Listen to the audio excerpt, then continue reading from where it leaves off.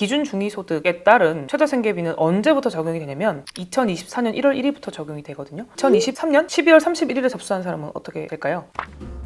오늘은 연말을 맞아서 연말 분위기가 물씬 나는 영상을 만들어 보고 있는데요. 연말이 되면 항상 여러분들께 꼭 한 가지 알려드리고 싶은 꿀팁이 있었어요. 연말 시즌에 꼭 맞춰서 말씀드리진 않았고 가끔씩 기회가 되면 영상에 조금씩 녹여서 말씀을 드렸던 부분이긴 한데요. 최저생계비 변동이랑 함께 언제 신청하면 유리한지 불리한지 팁을 알려드리려고 하는데 이 부분은 제 끝부분에 나오니까 영상을 잘 시청해 주시길 바라겠습니다. 첫 번째로 이 영상을 처음 보시는 분들은 최저생계비가 뭐야? 라고 이제 궁금해 하실 수 있기 때문에 먼저 최저생계비를 설명을 드리고 그 최저생계비가 올랐다는 점, 오른 게 언제부터 적용되기 때문에 어떻게 하라는 그런 팁을 알려드리는 방식으로 진행을 할 건데요. 먼저 최저생계비라는 거는요, 기준 중위소득을 기준으로 산정이 돼요. 기준 중위소득이 뭐냐? 소득을 기준으로 가장 소득이 적은 사람과 가장 소득이 많은 사람의 중간이 중위소득이 되는 거예요. 이 기준 중위소득이 작년 기준으로 얼마였냐면은 207만 원이었어요. 그거의 60%인 124만 원이 최저생계비가 되는 거거든요. 올해는 기준 중위소득이 6% 정도 상향이 돼서 228만 원, 최저생계비는 133만 7천 원 이렇게 바뀌었습니다. 2인 가구 기준으로는 기준 중위소득이 368만 원이고요. 최저생계비는 220만 원이라고 보시면 될 것 같은데 2인 가구라는 거는 남편과 아내가 있으면 2인 가구가 아니고요. 부양가족이 몇 명이 있느냐에 따라 선정되는 건데 예를 들면 유치원 다니는 아이가 한 명 있습니다. 2인 가구로 인정이 되는 거고 저는 자녀가 둘이 있어요. 그러면은 2인 가구가 될 수도 있고 3인 가구가 될 수도 있는 건데 이거는 이제 가구 수에 따라서 다른 거니까 참고로 하시면 좋을 것 같고요. 1인 가구를 기준으로 봤을 때 약 9만 원 정도 인상이 되었다 라는 점을 참고해 주시면 좋을 것 같아요. 이제 1인 가구는 대부분 결혼을 하지 않으신 청년분들이나 아니면 결혼을 했더라도 아이가 없으신 분들을 기준으로 보시면 될 것 같아요. 그렇다면 변제금은 어떻게 산정이 되느냐? 실제로 수령하는 월급에서 최저생계비를 제외한 금액이 되거든요. 1인 가구를 기준으로 내가 200만 원을 버는 사람이다 라고 하면은 200만 원에서 133만 7천 원을 뺀 64만 원 정도가 월 변제금이 될 거예요. 이 월 변제금 64만 원을 기준으로 2년 변제다 그럼 2년을 갚을 거고 3년 변제다 그럼 3년을 갚을 거고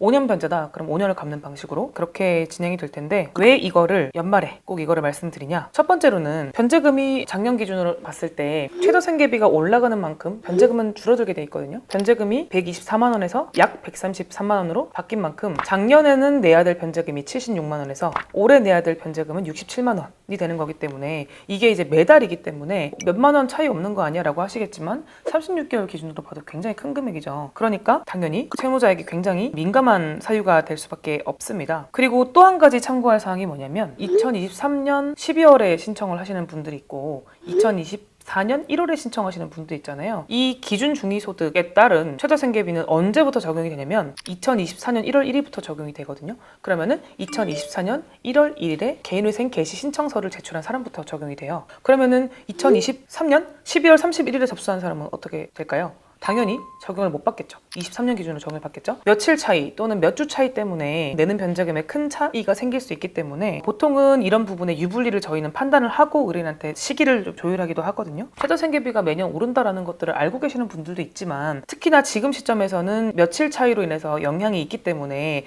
꼭 연말에는 내가 2023년 12월에 접수하는 게 나은지 또는 2024년에 접수하는 게 나은지를 꼭 살펴보시고 진행사무실에 있을 수도 있고 또는 저희 사무실에 진행하시는 분들도 있겠지만 그 부분을 반드시 좀 판단을 하셔서 조금 기다리는 게 나으시는 분들은 사실 1, 2주 독촉이 굉장히 이제 채무자 입장에서 어렵겠지만 약간의 독촉을 견디고라도 변제금에 있어서는 조금 더 유리할 수 있다라는 거를 참고하셔서 판단을 해주시면 좋을 것 같고요. 이 사항에 대해서도 상담 신청이나 또는 댓글로 문의를 주시면 저희가 다 안내를 드리고 있으니까 참고하시면 좋을 것 같습니다. 네, 감사합니다.